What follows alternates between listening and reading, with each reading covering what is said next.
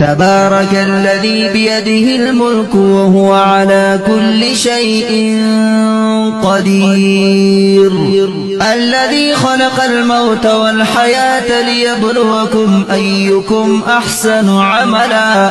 وهو العزيز الغفور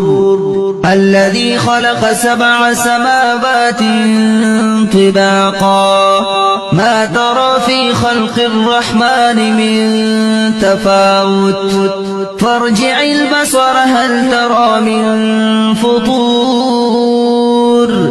ثم ارجع البصر كرتين ينقلب إليك البصر خاسئا